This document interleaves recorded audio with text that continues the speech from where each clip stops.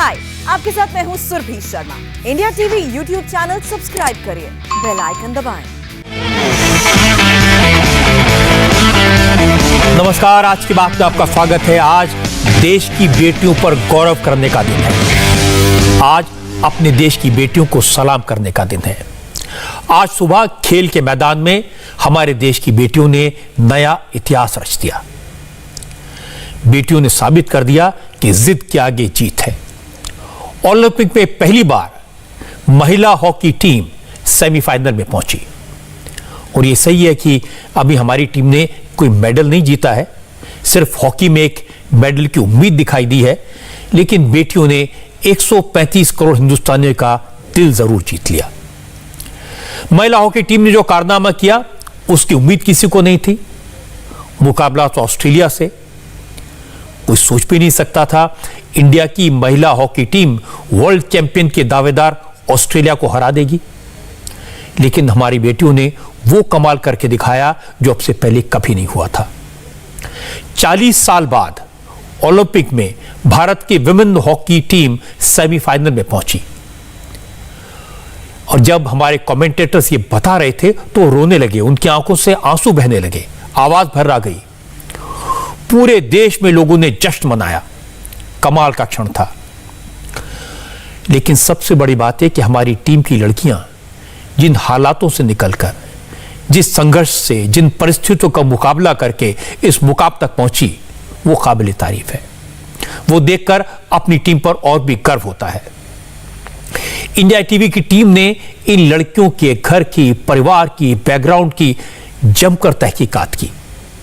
और आज जब उनकी जिंदगी के बारे में मैं आपको बताऊंगा तो आप हैरान हो जाएंगे। आज जब उनके हालात के बारे में सुनेंगे तो अचरज में पड़ जाएंगे। झारखंड, उड़ीसा, पंजाब, हरियाणा, मणिपुर, इन सब राज्यों के गांवों से निकलकर ये बेटियां कैसे टोक्यो तक पहुंची, ये चमत्कार से कम नहीं है। किसी के पास जूते नहीं थे तो किसी के पास हॉकी स्टिक खरीदने के भी पैसे नहीं थे। वो बांस को हॉकी बनाकर खेली और ओलंपिक तक पहुंच गई। किसी का घर मिट्टी का बना है। मां और बहन बड़े शहरों में दूसरों के घर में काम करके छोटी बहन को खाने पीने के पैसे भेज रही थी। और आज बहन ने देश को ओलंपिक के सेमीफाइनल में पहुंचा दिया। किसी बेटी के पिता रिक्शा चलाते हैं और बेटी के लिए हॉकी स्टिक लेकर आए। आज उस पिता का सीना गर्व से चौड़ा है। टीवी पर बेटी को खेलते देख, जीतते देख आंखों में खुशी के आंसू आ गए। उसे यह नहीं मालूम कि बेटी का अगला मैच किस टीम के साथ है, कब है, जीतेगी या नहीं जीतेगी। बस वो इतना जानता है कि उसकी बेटी ने देश का नाम रोशन कर दिया। ऐसी ऐसी कहानियां, ऐसी ऐसी सच्चाई, ऐसी ऐसी दास्तान आप सुनेंगे तो मन करेगा कि बेटियों को खड़े होकर सलाम करें। आज लोगों को लड़कियों की हॉकी पर बनी फिल्म चक दे इंडिया की याद आ गई। आज हमारी विमेन हॉकी टीम ने जो कारनामे किया उसकी स्टोरी शाहरुख खान की फिल्म चक दे इंडिया से काफी मिलती जुलती है। लेकिन वो एक कहानी थी, उसमें जो हुआ वो एक्टिंग थी। और आज हमने जो देखा वो असलियत थी। और असलियत उससे भी ज्यादा रोमांचक थी। आज जो हुआ उसकी स्क्रिप्ट किसी ने नहीं लिखी थी, लेकिन वो मुकाबला उस टीम में खेलने वाली लड़कियों की कहानी, उनकी जिंदगी की सच्चाई और चक दे इंडिया के कैरेक्टर की कहानी से काफी मिलती जुलती है। चक दे इंडिया में कोच कबीर खान की टीम ऑस्ट्रेलिया में वर्ल्ड कप खेलने जाती है। शुरुआती मुकाबले में ऑस्ट्रेलिया से बुरी तरह हारती है और इसके बाद ऐसा कमबैक करती है कि फाइनल अपने नाम कर लेती है। टोक्यो ओलंपिक में हमारी टीम अपने पहले 3 मैचों में बुरी तरह हारी।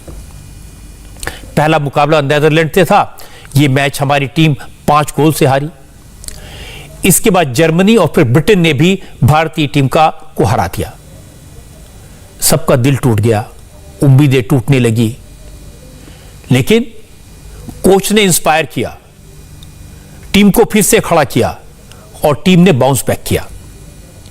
कोच शॉर्ट मारिने ने टीम का हौसला बढ़ाया, टीम को इंस्पायर करने के लिए एक फिल्म भी दिखाई, मोटिवेट करने के लिए कई बार लंबी लंबी स्पीचेस दी और फिर टीम ने अपना रंग बदला, हिम्मत दिखाई, कहानी बदलती।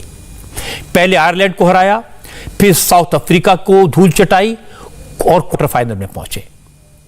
अब मुकाबला था ऑस्ट्रेलिया की टीम से। अब सबको लगा कि 3 बार की वर्ल्ड चैंपियन है ऑस्ट्रेलिया, जबरदस्त टीम है ऑस्ट्रेलिया, उसके सामने भारतीय टीम कैसे टिक पाएगी। लेकिन आज देश की बेटियों ने ऐसा खेल दिखाया, शुरुआती अटैक के बाद 3 क्वार्टर्स में ऐसा डिफेंड किया कि ऑस्ट्रेलिया को हार का सामना करना पड़ा। ऑस्ट्रेलिया की टीम को समझ नहीं आ रहा था कि लड़े तो लड़े कैसे। मैच खत्म हुआ, दोनों टीमों के खिलाड़ियों की आंखों में आंसू थे। ऑस्ट्रेलियंस हार पर रो रही थी और हमारी बेटियों की आंखों में खुशी के आंसू थे। जिन बेटियों की वजह से देश को आज गर्व करने का मौका मिला, आज एक सुनहरी सुबह देखने का मौका मिला, आज मैं आपको उन बेटियों के बारे में बताऊंगा। सबसे पहले आपको आज के मैच में इकलौता गोल करने वाली चैंपियन गुरजीत कौर की कहानी सुनाता हूं। आज गुरजीत कौर ने मैच के दूसरे क्वार्टर के 8वें मिनट में ड्रैग फ्लिक से गोल मारकर ऑस्ट्रेलिया को बैकफुट पर ला दिया। गुरजीत टीम में डिफेंडर की पोजीशन पर खेलती हैं, यानी उनका काम है विरोधी टीम के खिलाड़ी को गोल पोस्ट तक पहुंचने से रोकना, उन्हें टैकल करना और फिर बॉल को दोबारा अपनी टीम की फॉरवर्ड लाइन के पास भेज देना। यानी कनेक्टिविटी बेहतर होनी चाहिए। लेकिन आप जानकर हैरान रह जाएंगे कि हॉकी स्टिक से इतने बड़े मैच में गोल दागने वाली, इतिहास रचने वाली गुरजीत के गांव में आज भी पब्लिक ट्रांसपोर्ट की कनेक्टिविटी नहीं है। उनके गांव तक पंजाब रोडवेज की बस नहीं पहुंचती। 25 साल की गुरजीत पंजाब में अमृतसर के अजनाला इलाके के मियादी कला गांव की रहने वाली है। परिवार ने किसने हॉकी स्टिक देखी तक नहीं थी, पकड़ना तो दूर की बात है। किसान परिवार है, खेतों तक का रास्ता जानते हैं, खेती करते हैं, कमाते हैं, दिन रात मेहनत करते हैं। लेकिन गुरजीत की जिद थी कि उन्हें तो हॉकी में अपना नाम रोशन करना है और जिद के आगे पिता को झुकना पड़ा। तरन तारण के बोर्डिंग स्कूल में एडमिशन कराया, लेकिन बेटी को हॉकी की प्रैक्टिस करवाना इतना आसान नहीं था। इसलिए घर वालों ने बेटी की हॉकी किट खरीदने के लिए, उसकी कोचिंग के लिए घर की मोटरसाइकिल तक बेच दी। और इसके बाद गुरजीत ने हॉकी की फील्ड पर अपनी पहचान बनाना शुरू कर दिया। गुरजीत कौर को देश के लिए खेलने का पहला मौका 2014 में सीनियर नेशनल कैंप में मिला।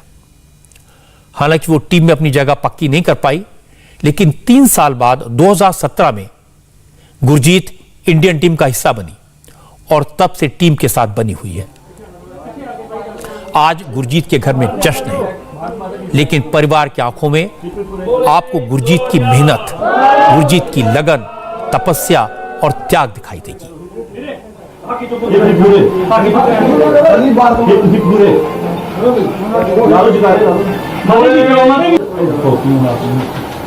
टीवी ਦੇ ਵਿੱਚ ਪ੍ਰੋਗਰਾਮ ਆਉਂਦੇ ਉਹਦੇ ਵਿੱਚ ਦੇਖ ਕੇ ਸਾਨੂੰ ਪਤਾ ਲੱਗ ਗਿਆ ਵੀ ਗੁਰਜੀਤ ਕੌਰ ਜਿੱਤ ਗਈ। ਕਿਸ ਤਰ੍ਹਾਂ ਦਾ ਮਹਿਸੂਸ ਹੋ ਰਿਹਾ ਜੀ? ਬਹੁਤ ਵਧੀਆ ਜੀ। ਉਹ ਇੰਡੀਆ ਟੀਮ ਦੇ ਵਿੱਚ ਹੈ ਜੀ। ਉਹ ਹੁਣ ਇੰਡੀਆ ਟੀਮ ਜਿਹੜੀ ਆ ਆਸਟ੍ਰੇਲੀਆ ਤੋਂ ਜਿੱਤੀ ਆ ਜੀ। ਅਸੀਂ ਬਹੁਤ ਧੰਨ ਗੁਰੂ ਰਾਮਦਾਸ ਜੀ ਦਾ ਸ਼ੁਕਰ ਕਰਦੇ ਆ ਜੀ, ਜਿਹੜੀ ਇੰਡੀਆ ਟੀਮ ਜਿੱਤੀ ਆ ਜੀ। ਬਹੁਤ ਖੁਸ਼ੀ ਆ ਜੀ, ਸਾਡੇ ਇਲਾਕੇ ਨਿਵਾਸੀਆਂ ਨੇ ਬਹੁਤ ਖੁਸ਼ੀ ਆ ਜੀ।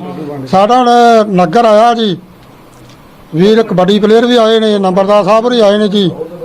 ਬਹੁਤ ਦੂਰੋਂ ਨੇੜੇ ਸੱਜਣ ਆਏ ਨੇ ਵਧਾਈਆਂ ਦੇਣ। ਅਸੀਂ ਬਹੁਤ ਉਹਨਾਂ ਦੇ ਧੰਨਵਾਦੀ ਹਾਂ ਜੀ। ਕਿਹਦਾ ਮਾਣ ਆ ਗੁਰਜੀਤ ਕੌਰ ਸਾਡੀ ਧੀ ਜਿਹੜੀ ਆ, ਇਹਨੇ ਸਾਡੇ ਇਲਾਕੇ ਦਾ ਮਾਣ ਵਧਾਇਆ, ਕਿਉਂਕਿ ਅਜਨਾਲੇ ਏਰੀਏ ਦੇ ਵਿੱਚ ਇਹ ਪਹਿਲੀ 올림픽ੀਅਨ ਆ ਪੈਦਾ ਹੋਈ ਆ, ਜਿਨੇ 올림픽 ਦੇ ਵਿੱਚ ਆਪਣੀ ਕਾਰਗੁਜ਼ਾਰੀ ਦੇ ਸਦਕਾ ਸਾਡੇ ਦੇਸ਼ ਦਾ ਮਾਣ ਵਧਾਇਆ ਤੇ ਆਪਣੀ ਪੂਰੀ ਟੀਮ ਨੂੰ ਸੈਮੀਫਾਈਨਲ ਦੇ ਵਿੱਚ ਪਹੁੰਚਾਤਾ। ਬਸ ਹੁਣ ਅਸੀਂ ਆਸ ਰੱਖਦੇ ਹਾਂ ਕਿ ਸਾਡੀ ਧੀ ਜਿਹੜੀ ਆ ਇਹ ਪੂਰੇ ਦੇਸ਼ ਨੂੰ ਗੋਲਡ ਮੈਡਲ ਦਿਵਾਏਗੀ। ਸਾਰੀ ਟੀਮ ਦੀ ਮਿਹਨਤ ਆ ਜਿਹਦੇ ਵਿੱਚ ਟੀਮ ਵਰਕ ਹੁੰਦਾ ਵਾ, ਪਰ ਗੁਰਜੀਤ ਇੱਕ ਪਲੰਟੀ ਕਾਰਨਰ ਦੀ ਮਾਹਰ ਉਹਨੇ ਆਪਣਾ ਜਿਹੜਾ ਇਹ ਉਹਦੇ ਚ ਟੈਲੈਂਟ ਸੀ ਉਹਨੇ ਅੱਜ ਫਿਰ ਵਿਖਾਵਾ ਕੀਤਾ ਤੇ ਇੱਕੋ ਹੀ ਗੋਲ ਜਿਹੜਾ ਗੁਰਜੀਤ ਕੌਰ ਨੇ ਕੀਤਾ ਵਾ ਜਿਹਦੇ ਨਾਲ ਇੰਡੀਆ ਦੀ ਟੀਮ ਜਿਹੜੀ ਆ ਸੈਮੀਫਾਈਨਲ 'ਚ ਪਹੁੰਚ ਗਈ ਹੈ। ਸਾਨੂੰ ਬੜਾ ਮਾਣ ਹੈ ਜੀ। ਕਿਸ ਤਰ੍ਹਾਂ ਦਾ ਮਾਹੌਲ ਹੈ ਜੀ ਘਰ ਦੇ ਵਿੱਚ? ਕਿਸ ਤਰ੍ਹਾਂ ਘਰ ਦੇ ਵਿੱਚ ਬਹੁਤ ਖੁਸ਼ੀਆਂ ਜੀ। ਇੰਨੇ ਪਛੜੇ ਇਲਾਕੇ ਦੇ ਵਿੱਚੋਂ ਜਿੱਥੇ ਬੱਸ ਵੀ ਨਹੀਂ ਆਉਂਦੀ ਜਾਂਦੀ ਤੇ ਇਸ ਪਰਿਵਾਰ ਨੇ ਆਪਣੇ ਮੋਟਰਸਾਈਕਲ ਤੇ ਮੀਂਹ 'ਚ ਹਨੇਰੀ 'ਚ ਧੀ ਨੂੰ ਅੰਮ੍ਰਿਤਸਰ ਤੱਕ ਪਹੁੰਚਾਉਂਦੇ ਰਹੇ ਆ, ਖੇਡਣ ਵਾਸਤੇ ਭੇਜਦੇ ਰਹੇ ਆ, ਉਹਦੀ ਪ੍ਰੈਕਟਿਸ ਕਰਵਾਉਂਦੇ ਰਹੇ ਆ ਤੇ ਇਹਨਾਂ ਦਾ ਬੜੀ ਹੁਣ ਉਹ ਜਿਹੜੀ ਮਿਹਨਤ ਕੀਤੀ ਆ ਨਾ ਉਹਦਾ ਫਲ ਇਹਨਾਂ ਨੂੰ ਅੱਜ ਜਦੋਂ ਮਿਲ ਰਿਹਾ ਤੇ ਬੜੇ ਖੁਸ਼ ਨੇ। ਪਰਿਵਾਰ ਦੇ ਵਿੱਚ ਲੱਡੂ ਵੰਡੇ ਜਾ ਰਹੇ, ਸਾਰਾ ਪਿੰਡ ਇਕੱਠਾ ਹੋਇਆ। गुरजीत तो पंजाब के गांव की है, ये गांव के सीधे साधे लोग हैं, लेकिन इतना पैसा तो है कि घर में टीवी है, मैच देख सकते हैं। गुरजीत को खेलते देखा। गुरजीत के पिता के पास पक्का घर है। लेकिन हमारी टीम में ऐसी कई बेटियां हैं जो कच्चे घर में रहकर बांस की लकड़ी को हॉकी बनाकर खेली, जिनके घर वाले टीवी पर मैच भी नहीं देख पाए, लेकिन उनकी बेटी ओलंपिक में पहुंच गई, ये उन्हें पता है। आप ये जो झोपड़ीनुमा घर अपने स्क्रीन पर देख रहे हैं, ये उस सलीमा टेटे का है जो इस वक्त टोक्यो में है। भारतीय महिला हॉकी टीम की मेंबर है। सिमडेगा की रहने वाली सलीमा इस टीम में डिफेंडर है। सोचिए, इसी घर में रहकर सलीमा ने टोक्यो ओलंपिक तक का लंबा सफर तय किया। खपरेल का कच्चा घर, घर के सामने कच्चा रास्ता, इसी घर में सलीमा रहती है। टोक्यो से लौटेगी तो इसी घर में आएगी, इसी घर में जमीन पर बैठकर खाना खाएगी। घर देखकर आप अंदाजा लगा सकते हैं कि सलीमा के घर की हालत कैसी है। परिवार में 5 बहनें और एक भाई है। घर की हालत ऐसी नहीं थी कि बेटी को स्पोर्ट्स में भेज सकें, खेल के मैदान में भेज सकें, लेकिन सलीमा के परिवार ने बचपन में ही उनका टैलेंट पहचान लिया। उनकी बड़ी बहन और भाई काम करने बाहर चले गए। सलीमा की बहन अनीमा ने बेंगलुरु में मेड का काम किया, बर्तन धोए, घर घर काम किया, लेकिन छोटी बहन के खेल को रुकने नहीं दिया। सलीमा जब हॉकी को वर्ल्ड चैंपियन खेलने गई तो उसके पास ट्रॉली बैग नहीं था, तो कुछ जान पहचान वालों ने किसी से पुराना बैग लाकर दिया। पॉकेट मनी नहीं थी तो फेसबुक पर मुहिम चलाकर पॉकेट मनी का इंतजाम किया गया। आखिर खर्चा कहां से चलता। और उस बार वो जीत कर लौटी। सलीमा के पिता सुलक्षण टेटे भी हॉकी के अच्छे प्लेयर थे, लेकिन हालात के कारण वो अपना सपना पूरा नहीं कर पाए। इसीलिए बेटी को आगे बढ़ाने में पसीना बहाया और बेटी ने न सिर्फ पिता के अरमान पूरे किए, बल्कि पूरे देश का सिर गर्व से ऊंचा कर दिया। अब सलीमा के पिता बेटी के गोल्ड जीतने का इंतजार कर रहे हैं। उनका कहना है अगर टीम को गोल्ड मिलता है तो उनके गांव और शहर में नहीं बल्कि पूरे झारखंड की लड़कियों का हॉकी में इंटरेस्ट बढ़ जाएगा। हम लोग का देहात में सबसे पहले हम लोग किसी बांस की लकड़ी से या बांस के टुकड़ा या शरीफा के फलों से हम लोग खेल करके अपना इस गांव घर में सिखाते थे। और हम लोग उसी के खेल खेलते हुए भी हम लोग छोटे छोटे बच्चों करके आगे बढ़ाए। महिमा भी वह खेलने के लिए इतना उत्सुक और खुशी है कि जिस तरह से मेरा दीदी ओलंपिक खेल रही है उसी तरह मैं भी खेल करके घर का या गांव का देश का रोशन करूंगा। अब चूंकि सलीमा कई नेशनल लेवल पर कई टूर्नामेंट खेल चुकी है, इसलिए उसे सरकारी नौकरी मिल गई है। खेल से नौकरी मिल सकती है, इसलिए गरीब परिवारों में खेलों के प्रति रुझान बढ़ा है। सलीमा की छोटी बहन भी हॉकी खेलती है, लेकिन वो सलीमा की तरह आगे नहीं बढ़ सकी क्योंकि परिवार के पास सिर्फ एक बेटी को हॉकी खिलाने, हॉकी स्टिक देने की हैसियत थी। लेकिन छोटी बहन को उसका मलाल नहीं है। छोटी बहन का कहना है कि बहन ओलंपिक में गोल्ड जीते, इससे बड़ी बात और क्या हो सकती है। वो हम लोग बहुत बहुत बधाई देते हैं मेरी दीदी को कि वो लोग अच्छा से खेल के आए, अच्छा प्रदर्शन करे और गोल्ड मेडल जीत के लाए। शुरुआती दिनों में वो कैसे हॉकी में गई? आप भी हॉकी खिलाड़ी, कैसे हॉकी में गई? बचपन में बहुत हॉकी खेलना पसंद करते थे हम लोग। दोनों जन खेलने के लिए हम लोग बहुत मेहनत करते थे। सबसे पहले तो मेरी दीदी मेहनत की, उसके बाद में हम। आज सलीमा पूरे देश के सामने है, चर्चा में है, लेकिन इंडियन टीम के साथ सलीमा का शानदार प्रदर्शन काफी साल से जारी है। 2016 में वो पहली बार इंडियन जूनियर टीम में चुनी गई थी। उसी साल सलीमा को अंडर 18 एशिया कप के लिए वाइस कैप्टन बनाया गया। 2018 में अर्जेंटीना में हुए यूथ ओलंपिक्स में सलीमा टेटे कप्तान थी और उनकी लीडरशिप में टीम ने सिल्वर मेडल जीता था। तब प्रधानमंत्री नरेंद्र मोदी ने उनसे मुलाकात भी की थी। डिफेंडर होने के बावजूद यूथ ओलंपिक में सलीमा टेटे ने 4 गोल किए थे। प्रधानमंत्री मोदी ने तब उन्हें ब्राइट फ्यूचर की शुभकामनाएं दी थी और अब देश सलीमा टेटे से गोल्ड मेडल मांग रहा है। अब आपको झारखंड की एक दूसरी बेटी का घर दिखाता हूं। झारखंड के खूंटी जिले के रहने वाली है निक्की प्रधान। निक्की के पिता पुलिस में सिपाही थे, रिटायर हो चुके हैं, लेकिन उन्होंने बेटी का सपना पूरा करने के लिए बहुत मेहनत की। बेटी को हॉकी खेलने का शौक था, उन्होंने हॉकी दिलवाई, लेकिन वक्त नहीं दे पाए क्योंकि पुलिस की नौकरी में परिवार के लिए वक्त नहीं होता था। इसलिए मां ही बेटी के साथ जाती थी। फिर कोच का सपोर्ट मिल गया तो थोड़ी आसानी हो गई। निक्की हॉकी टीम में डिफेंडर है। उनकी मां ने बताया कि वो बेटी के साथ रांची गई थी। बेटी स्टेट लेवल पर रांची के स्टेडियम में मैच खेल रही थी, लेकिन पुलिस वालों ने उसकी मां को स्टेडियम में नहीं घुसने दिया।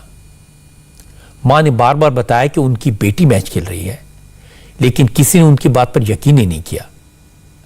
मां की आंख में आंसू थे। लेकिन आज जब बेटी ओलंपिक मुकाबले में जीत गई तो मां की आंखों में खुशी के आंसू आ गए।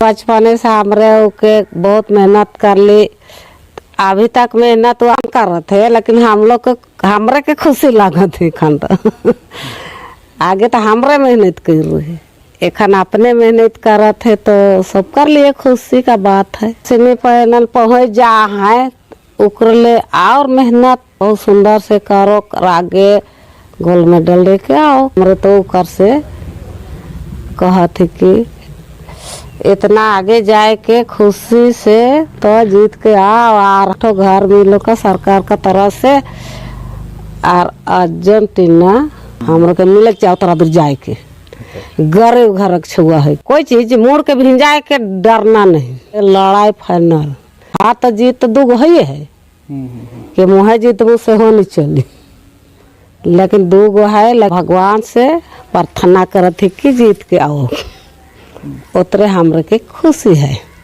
उकर आगे कोई खुशी नहीं है। लेकिन झारखंड के इन गरीब परिवारों की बेटियों में यह हिम्मत कहां से आई?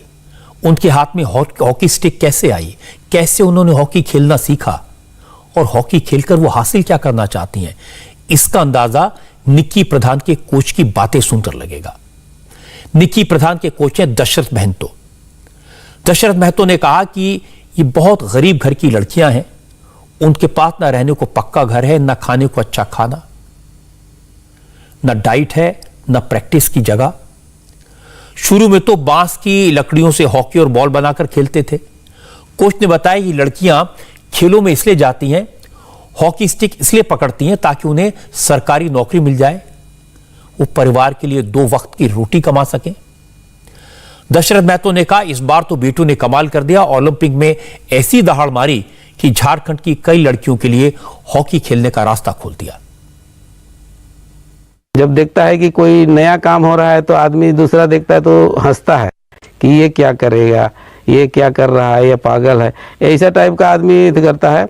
तो मुझे बहुत ही समाज का या परिवार का या गांव का या जो खेल से दूर है, जो खेल जिससे कोई खेल के विषय में मालूम नहीं है, वह शुरू यही सोचते थे कि ये मतलब बेकार बच्चों का लाइफ बर्बाद कर रहा है। लेकिन मेरा विचार अलग था और उन सोचने वालों का विचार अलग था। और मैं किसी भी तरह का परिस्थिति हुआ, हर तरह का मुसीबत हुआ, चाहे वो सरकारी हुआ, चाहे सामाजिक हुआ, चाहे आर्थिक हुआ, हर तरह का परेशानी को झेलते हुए कभी पीछे नहीं देखा। और मेरी लड़कियां भी, लड़के भी, जिसको भी मैं ट्रेनिंग दिया हूँ वो अभी तक पीछे नहीं दिखे हैं। कोई ना कोई नौकरी हुआ है या कोई ना कोई एथी में वो जॉब में कर रही है। अभी पेलोल गांव से 11 लड़कियां सर्विस करती है। सिर्फ वो हॉकी के बल पर नौकरी करती है। अगर हॉकी नहीं खेलती तो मैं भविष्य नहीं बता सकता, लेकिन हॉकी में एक ऐसा रास्ता दिखता है कि ये नेशनल प्लेयर हो जाएगी तो इसको नौकरी करीब करीब श्योर होता है। झारखंड के साथ साथ हरियाणा वो राज्य है जहां के बच्चे खेलों में जबरदस्त परफॉर्म कर रहे हैं। हमारी जो हॉकी टीम ओलंपिक के सेमीफाइनल में पहुंची है उसमें बहुत से खिलाड़ी हरियाणा के हैं। 3 लड़कियां हरियाणा के किसी बड़े शहर से नहीं आई, छोटी जगहों से है, लेकिन उनकी पारिवारिक स्थिति झारखंड की लड़कियों से बेहतर है। इसकी वजह से हरियाणा में खेलों का बेहतर इंफ्रास्ट्रक्चर, इसलिए हरियाणा की लड़कियां भी खेलों में देश का नाम रोशन कर रही हैं। आज ऑस्ट्रेलिया के खिलाफ हमारी टीम ने जिस तरह से मजबूती से डिफेंड किया, उसे देखकर लगा कि अर्जेंटीना के खिलाफ अगली चुनौती के लिए भी हमारी टीम तैयार है। आज मैं आपको सविता पूनिया की बात जरूर बताना चाहता हूं। पूरे मैच में ऑस्ट्रेलिया को 7 पेनल्टी कॉर्नर मिले। ऑस्ट्रेलिया वो टीम थी जिसने अभी तक के अपने मुकाबलों में सिर्फ 1 गोल कंसीड किया था, जबकि विरोधियों के गोल पोस्ट में 13 बार बॉल को पहुंचाया।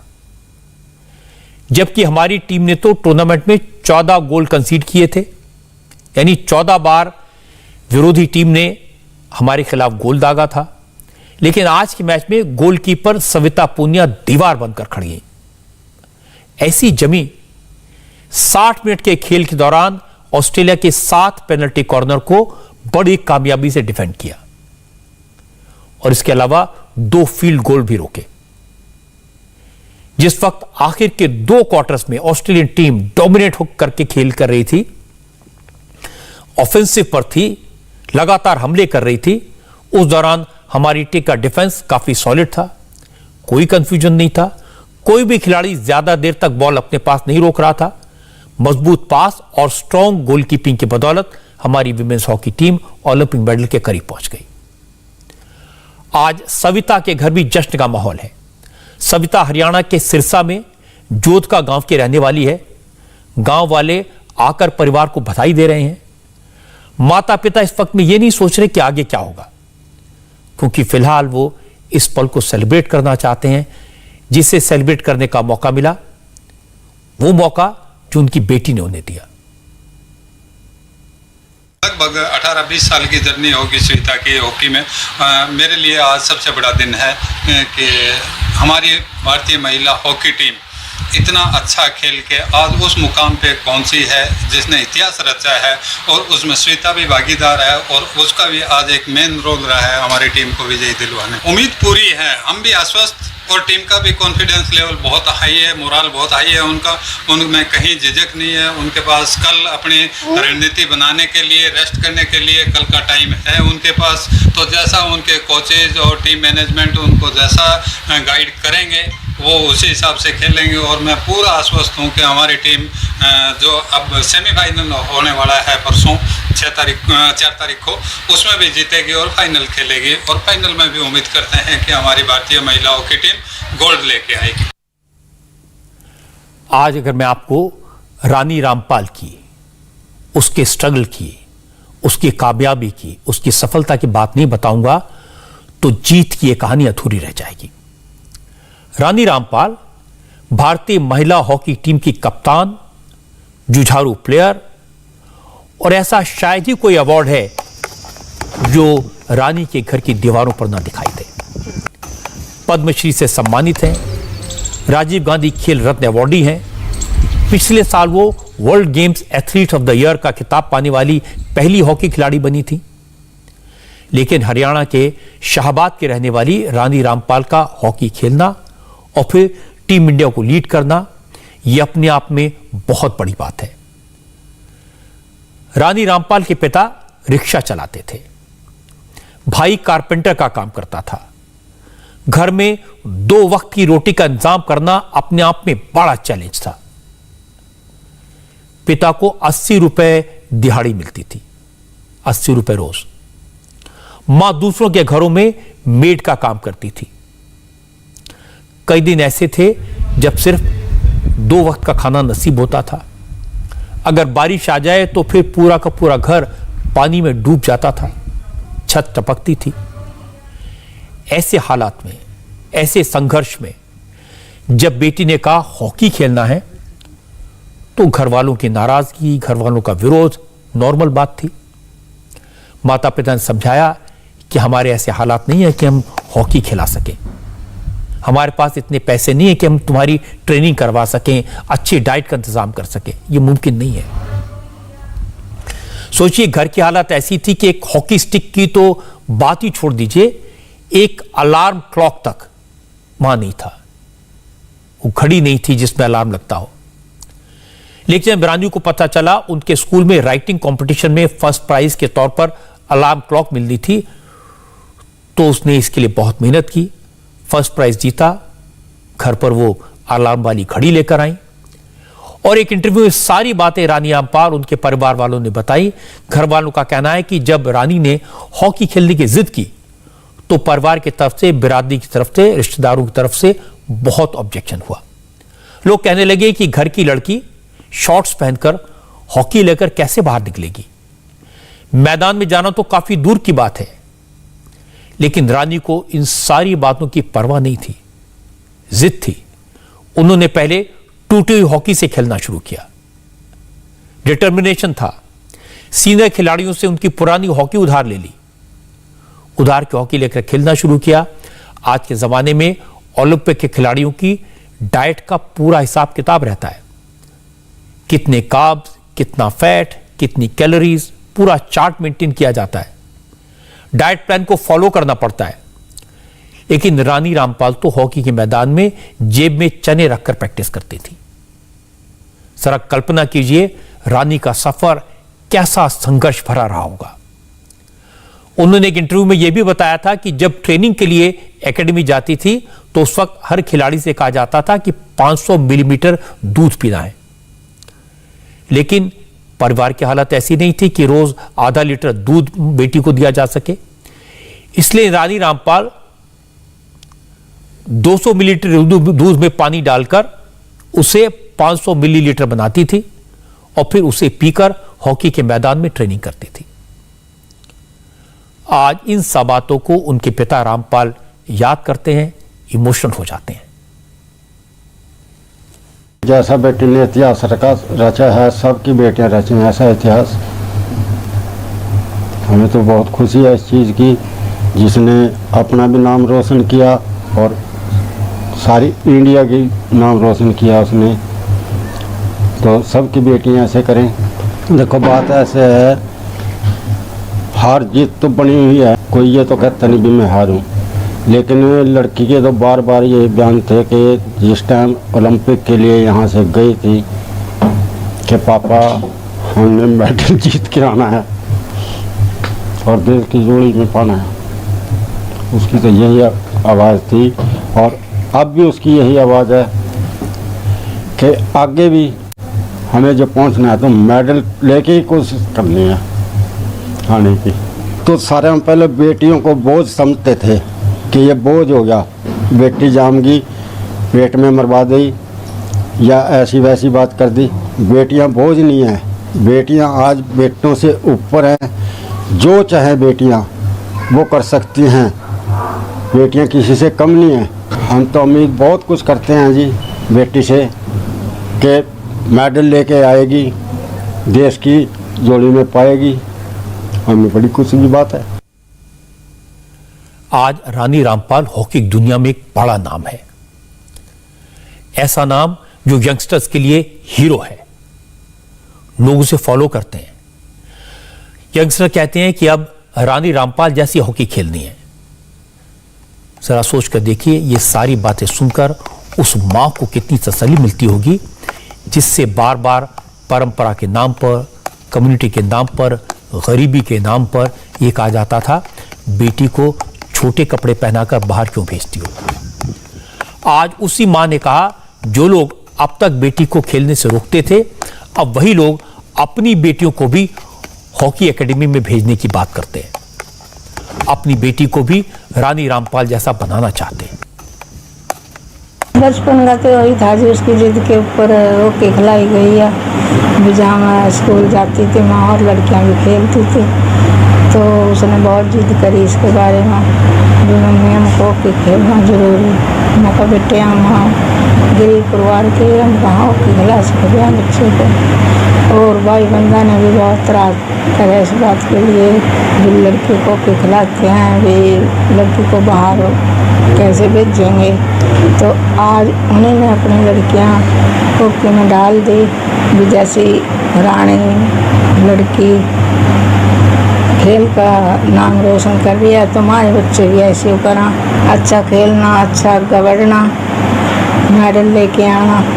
मेरे तो है जी बच्चों की भी है, बाकी हमारी भी है, देश की भी है, भी इंडिया टीम मेडल लेके आए।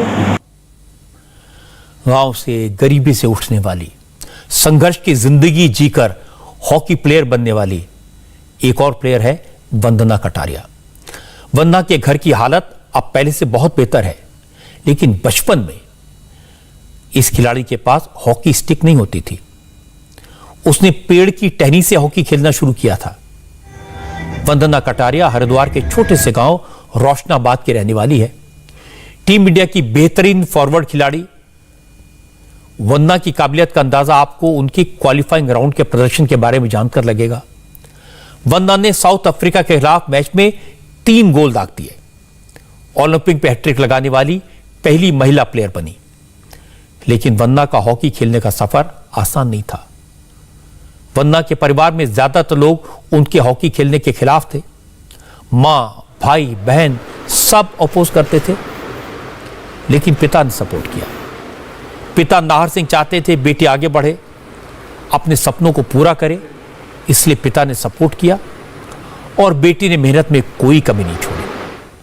लेकिन मलाल इस बात का है कि बेटी की सफलता को देखने के लिए पिता इस दुनिया में नहीं है। सिर्फ 3 महीने पहले वंदना के पिता का अचानक निधन हुआ और वंदना ओलंपिक ट्रेनिंग के लिए उस समय बेंगलुरु के कैंप में थी, इसलिए वो पिता की मौत पर घर भी नहीं आ सकी। लेकिन अब परिवार का कहना है कि वंदना खेल के मैदान पर पिता की आखिरी ख्वाहिश पूरा करने के लिए खेल रही है।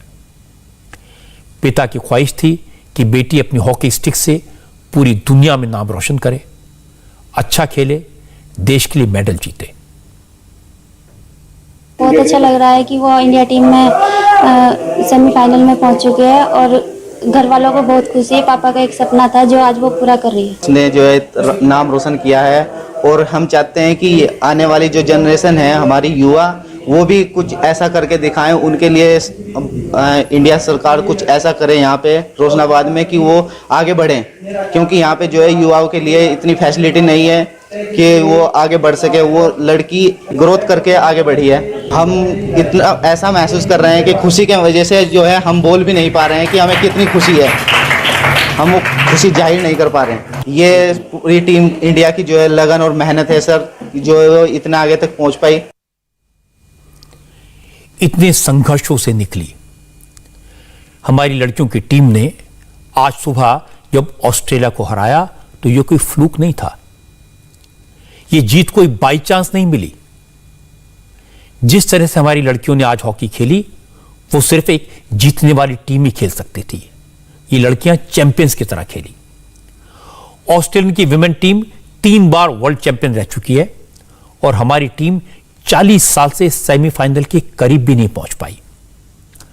लेकिन आज का मैच देखने के बाद लगा कि हमारी टीम मेंटली और फिजिकली दोनों तरह से ऑस्ट्रेलिया की टीम से ज्यादा स्ट्रांग थी। हमारी लड़कियों ने अटैकिंग हॉकी खेली, ऑस्ट्रेलिया को कोई मौका नहीं दिया। जब गुरजीत कौर ने खेल के 22वें मिनट में गोल किया तो उसके बाद ऑस्ट्रेलिया के पास करीब 38 मिनट का टाइम था। स्कोर बराबर करने के लिए बहुत लंबा टाइम था, लेकिन हमारी टीम ने अपने गोल को जबरदस्त तरीके से डिफेंड किया। ऑस्ट्रेलिया को 7 पेनल्टी कॉर्नर मिले, लेकिन हमारी गोलकीपर ने, डिफेंस लाइन ने उन्हें गोल नहीं करने दिया। इसीलिए मैं कहता हूं कि आज हमारी टीम सिर्फ लकी नहीं थी, सिर्फ किस्मत से नहीं जीती। यह टीम जीत डिजर्व करती थी, इसे जीतना ही था। ऑस्ट्रेलिया की टीम शॉक थी, सदमे में थी। उन्हें समझ नहीं आया कि हुआ क्या। हॉकी के मैदान पर हमारी टीम की जीत का जश्न और ऑस्ट्रेलिया की टीम में आंख के आंसू, ये वो तस्वीरें हैं जो हम कभी भुला नहीं पाएंगे।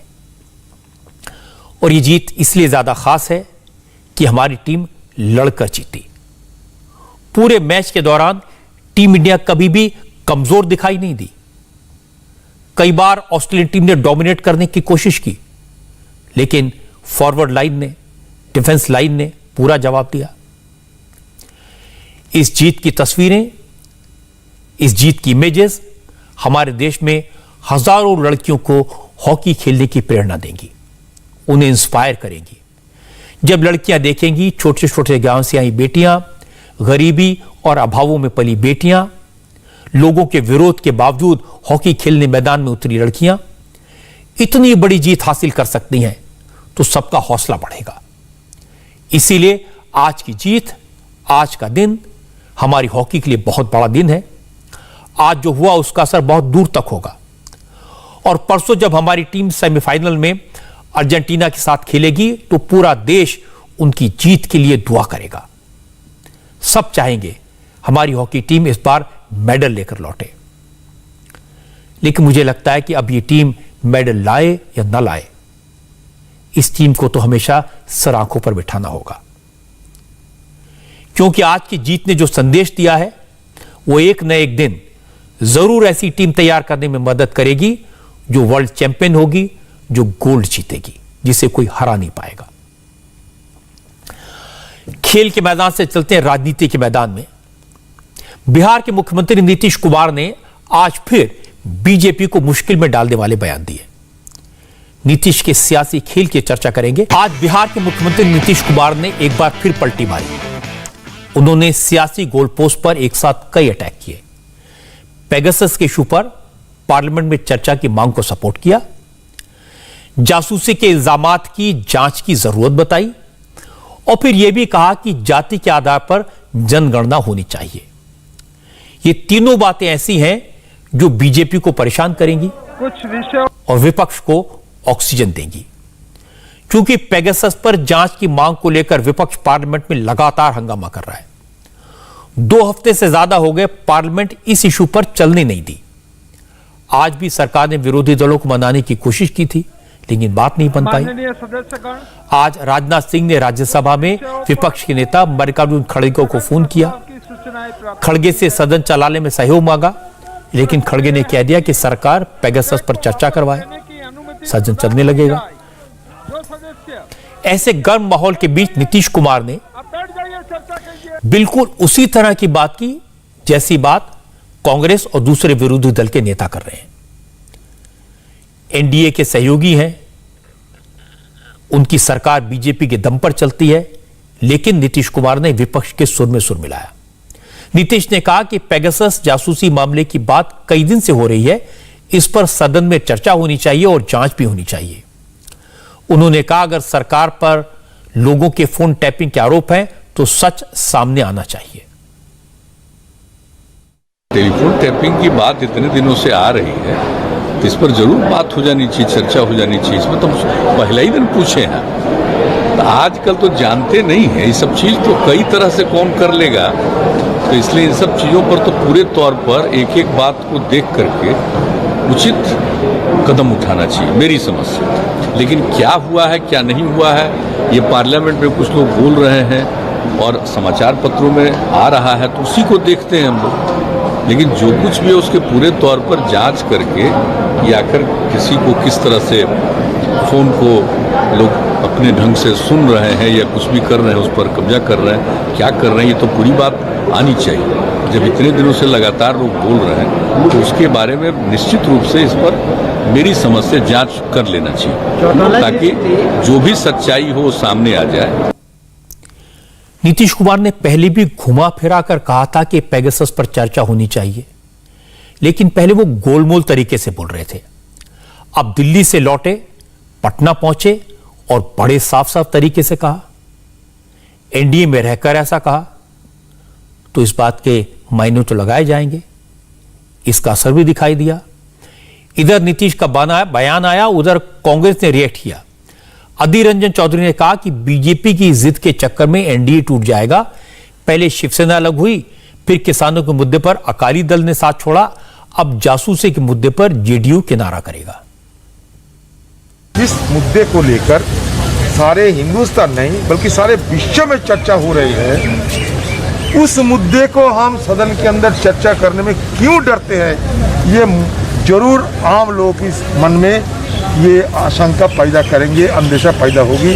और खासकर देखिए उनकी एलाई, एक तो एलाई चलेगी फार्मास के मुद्दे पर, दूसरा एलाई नीतीश जो भी अभी जाएंगे। तो बीजेपी इस तरीके की अपने मनमानी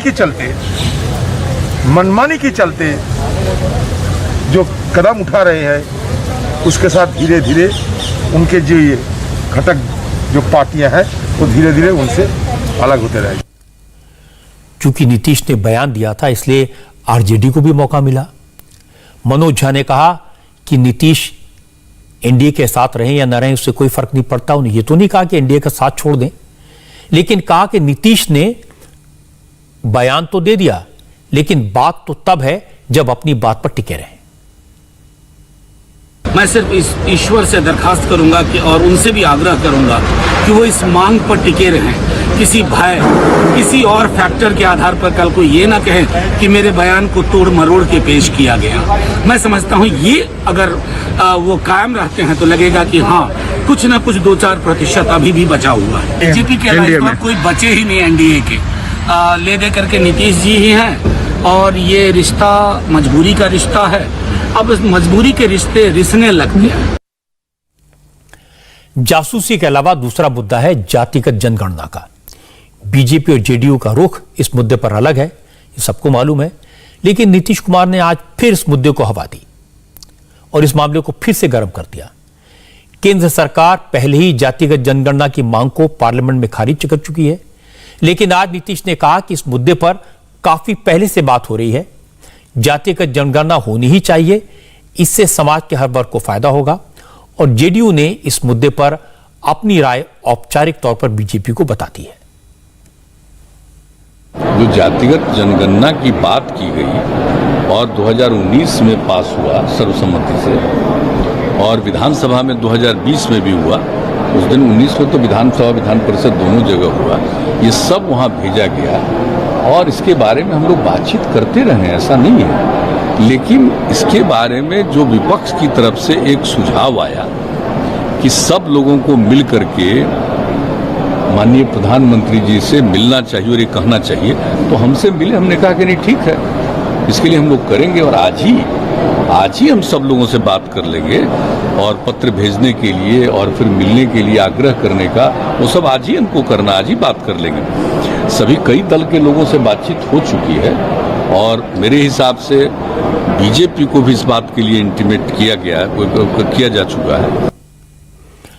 अब एक सवाल यह है कि आखिर नीतीश कुमार बीजेपी को एम्बैरेस करने वाले बयान क्यों दे रहे हैं? नीतीश की रणनीति क्या है? उनके मन में क्या चल रहा है? कुछ लोगों ने कहा कि नीतीश कुमार 2024 की सियासत की तैयारी कर रहे हैं। हो सकता है वो अपने आप को प्रधानमंत्री पद का उम्मीदवार घोषित करना चाहते हो। और चर्चा इसलिए शुरू हुई कि बिना किसी बात के, बिना किसी बैकग्राउंड के, कल उनकी पार्टी के नेता उपेंद्र कुशवाहा ने नीतीश कुमार को पीएम मटीरियल बता दिया था। कुशवाहा ने कहा कि नीतीश कुमार जैसे नेताओं के लिए ये बड़ा जरूरी है कि वो आगे बढ़ें। उन्होंने कहा कि नीतीश कुमार में प्रधानमंत्री बनने की खूबियां हैं। उपेंद्र कुशवाहा के बयान पर सियासत शुरू हुई। बीजेपी, आरजेडी के कई नेताओं ने रिएक्ट किया, इसलिए आज नीतीश कुमार को इस बारे में भी सफाई देनी पड़ी। नीतीश ने कहा उनकी पार्टी के नेता अपने दिल की बात बोल देते हैं, लेकिन उनके मन में ऐसी कोई इच्छा नहीं है, वो तो सिर्फ सेवक हैं।